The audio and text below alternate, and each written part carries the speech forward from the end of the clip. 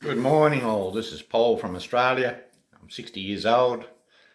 I've been single for nearly 10 years.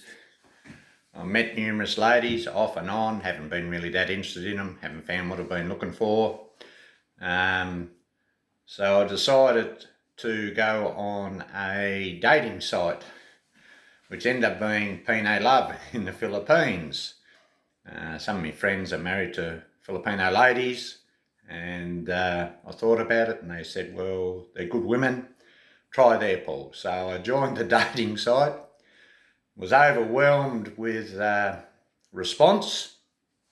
A lot of young ladies, from 18 through to anywhere up to 60 years old, but majority of them were young. I wasn't interested in a young lady. Wanted something between 35 to 45, a mature lady. So I ended up responding to a couple. I picked one lady out. She seemed genuine. We ended up chatting on WhatsApp. We were chatting off and on for 4 months. And she said to me, why don't you come to the Philippines and have a holiday and I'll show you around. And I've never been out of Australia, never done any travelling, green as far as that goes. So I decided, I took the punt, took me holidays from work, booked me flights, which I found were very cheap. Only return from Australia to Cebu was only about $1,400. Looked up accommodation online. I ended up staying at Tambuli Resorts on Mactan Island, or Lapu-Lapu they call it, not far away from the airport. And then I booked some accommodation in Cebu. So I was there for 3 weeks. In that time talking to the lady, she didn't ask me for any money. A lot of people have said that to me. I watch a lot of vlogs on YouTube, like a lot of us do. I wanted to find out as much as I could, but some of the vloggers, you've got to realise too, are there to make money. So some exaggerate some stuff a bit to what it actually is. I was under the impression going to the Philippines that the ladies flock you and you'll be chased down, but that's not exactly true. So my adventure started going from Tasmania to Melbourne, Melbourne to Hong Kong, which I found very daunting. No one spoke English. It was a huge airport. It was a 9-hour flight. And then from Hong Kong to Cebu, it wasn't that far. It was probably 2.5 hours, 2 hours and 40 minutes to Cebu. So when I got into the airport, I had my suitcase, a backpack. I had that many clothes and accessories that I thought I'd need, being green to travelling. So you've got to have, before you go to the Philippines, 72 hours prior to travelling there, you've got to have what's called e-travel, and you can download it on your phone. And it's a form to sort of fill out online. You fill it in, and when you go there, they'll ask for it, and just flick it up on your phone, and it's got a barcode and that with it, and they just scan it. So it's just got all your credentials on it, like where you're staying. It's like coming into Australia or probably America. What you're bringing with you, return flights, just some basic stuff on it. So that's something to, if you're ever coming, to check out before you come. So the lady was supposed to meet me at the airport. I didn't even know how to get out of the airport, but I eventually found my way out. And when I left the air conditioning of the airport and I walked outside, we're talking, this was in May, the heat that hit me was like a heat wave. I thought to myself, oh my God, she's warm, which I don't mind the warmth. And sure enough, she was there. And she gave me a bit of a card and welcomed me to the Philippines. I'd already booked my accommodation at Tambuli Resorts. So she got a cab for us. I paid for the cab, obviously, and we went to Tambuli. What a place that was. That was unbelievable. I rented a condo. I was there for 7 days, self-contained. It had your TV, even a washing machine, shower. So it was like a 1-bedroom unit. Well, that's what it was, with every self in it. For the 7 days in Australian money, it was only around about, I think, close to $600, which in Australia, you wouldn't have rent something like that for 2 days. So the actual resort, it's a big resort there. There was a swimming pool that you could use for free, but there was a resort, there were 5 swimming pools, bars, restaurants. That cost us, since I was a resident or staying there, was 800 pesos to enter that. So it was $20 a person. But I think if you just visit there and you're not staying there, I think it's around about, I'm only guessing, remembering this, I think it was about 1,500 pesos. So, look, I use the resort most days. The thing I first noticed when going to the Philippines, I couldn't get over the amount of security guards. Everywhere you went, there were security guards. Shops, restaurants, hotels, security guards everywhere.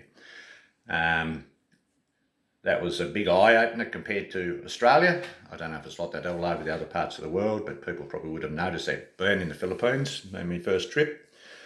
The people, what can I say? The most humblest, friendliest people I've ever met. I've never met people like them. Polite, respectful. I'm known as a senior.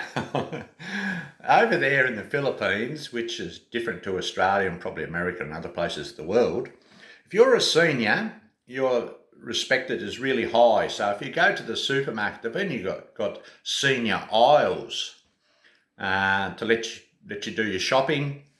I was at the bus stop one day. I was waiting there with my Filipino girlfriend, you'd call her, or partner, or friend, Mary Rose. And there were some young people sitting on the bus stop. They all got up and they said, "Take a seat, sir, take a seat." I said, "No, you're right, I can stand." "No, sir, we want you to take a seat." So I've never come across that since I was a kid, when my grandparents were alive. So we're talking probably 50 years ago. So their values in that sort of thing are unbelievable. I asked some Filipinos information. I wasn't ignored. They went out of the way to help me. So that was an absolute bonus. So the lady I met, his name's Mary Rose. She's 40 years old. She lives with a family. That's a mother and father and I think a brother and sister in a house in Mandui. So family is very important to them. They all stick together, which is not like here in Australia, you're on your own. As a lot of Australians or people realise, probably the same as America too. Survival of the fittest. Some of the other things I noticed was accommodation was that cheap, it was unbelievable. So was travel, like your taxis, your trikes, anything to do with travelling around the Philippines was cheap as, I couldn't believe how cheap that was. Going into Cebu, into the capital, I did some grocery shopping when I stayed there for a week in the supermarkets. I was under the impression that the Philippines was going to be like a third world country, but no, in Cebu itself it was top class. The malls, the shopping centres, they had all the brands like they have here in Australia, the jean shops. The actual groceries in the actual supermarket, they are a bit cheaper, but they're not heaps cheaper, not as what I was sort of expecting. Branded clothes like your Levi's and stuff like that, yeah, they are a bit cheaper, but not heaps cheaper, so. But I ate out at a lot of restaurants. I would say most of the meals were half the price of Australia, the meals.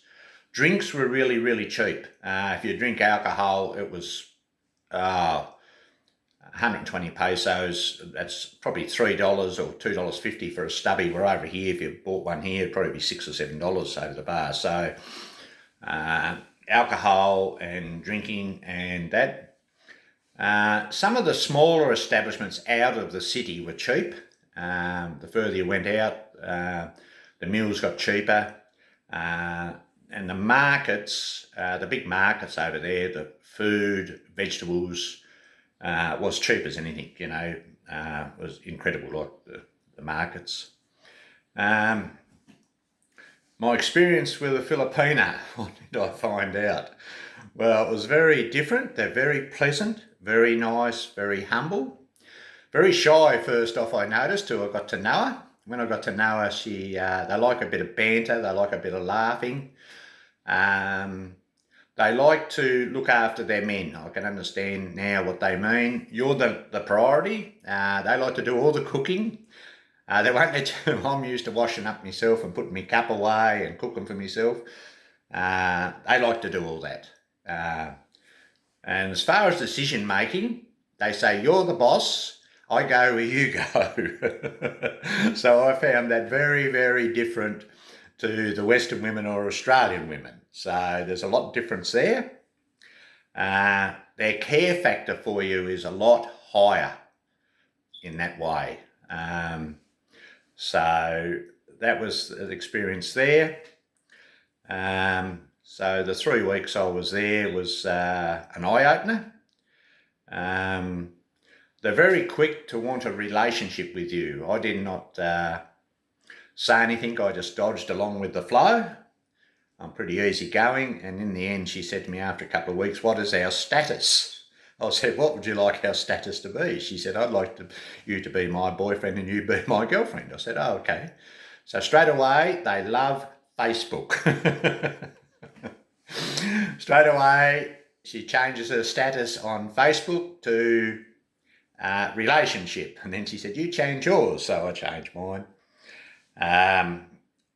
They like to keep you close to them when you're walking around in public. I could never work that out, but I sort of found out that they like to know that you're their man. So, and they do like, they are right what they say, they do like foreigners better than Filipino men. A majority of them do, not all of them, but I'd say a majority.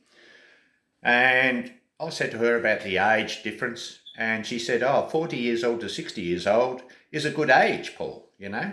So to them, but in Australia or the Western countries, yeah, you might, but yeah, age does, in Australia, it does make a difference, you know, 10 years probably the max. I've never seen too many relationships with big, huge age gaps, not like the Philippines. I did see when I was in the Philippines, though, like, they call them foreigners or Westerners, blokes in their 70s with girlfriends or partners, I would say in their early 20s or 20s. That's not for me, you know. I'm not interested in young women. I sort of want a mature woman. But I must emphasise, she never asked for any money. She come with me. They haven't got much money.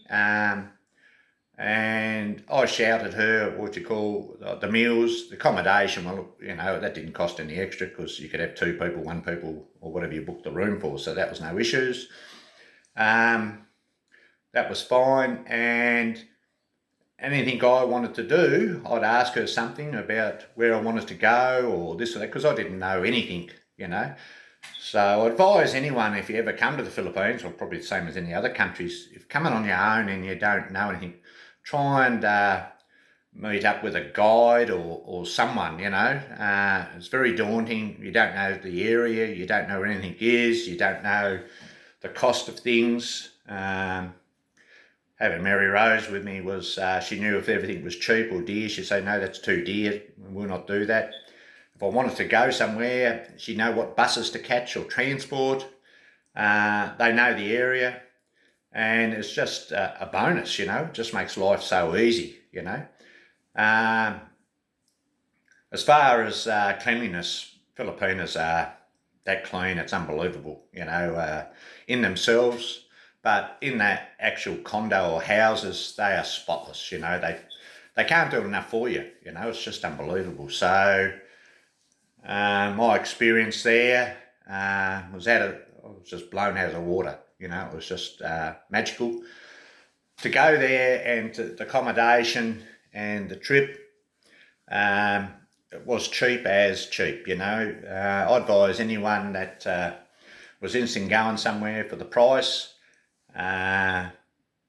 airfares, accommodation. Yeah, the Asian countries are right what they say about the Bangkok, the Philippines and everything like that. They are right, it is cheap. As far as ladies goes, if you're going to look for a lady, you haven't got a lady, I noticed with the Filipinas that you can go to the night bars and clubs and them sort of things. We've got them here in Australia and probably all over America too, if you want that sort of thing. I wasn't interested in that.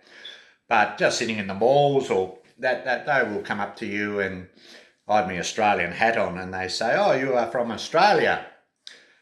Are you on, where is your wife?" And I said, I haven't got a wife. And they say, "Where is your girlfriend?" "Oh, I have not got a girlfriend." "Oh, you're here on your own." I say, "Yes." "Ah, my friend is single," or "I am single." So they approach you that way. So they're very respectable and probably a little bit shy. They're not like I thought they would be. Just going to flock you walking down the street. Probably some of the places might be, but in Cebu and that, where I was, and over in Mactan Island or Lapu, that's what I found. So look, I don't think there'd be any issue to find a girlfriend or a partner. If they start asking for money and that straight up, or hinting that their kids are sick or grandparents are sick or mother's sick, they're probably scammers, The ones that I sort of noticed, and even I talked to a couple of other foreigners with partners, and they told me the same thing I met up with when I was over there, that if they like you and they respect and they want to be with you, they won't sort of ask for that. They want you for you, So that's what I noticed. So, and leaving the Philippines after me 3 weeks and travelling back to reality, back to work, it's eight months' time, and I'm going to be heading back for another 3 weeks. She's communicated with me every day. I thought she might not have done, but no. Video chatted Lily every day, keeps me up to date with everything, with her work. She works, her family, events she goes to. They like to keep you close and informed, and I thought it might have died off, and she might have moved on or that, but no, that wasn't the case. So that's about all I can tell you on this adventure so far, but I can keep you up to date on my next adventure, which is going to be in about 3 or 4 weeks' time. And I'm going back, and I'm a bit more organised, and I can give you some more pointers on how to go about it. Thanks for your time. Very much appreciated. Cheers.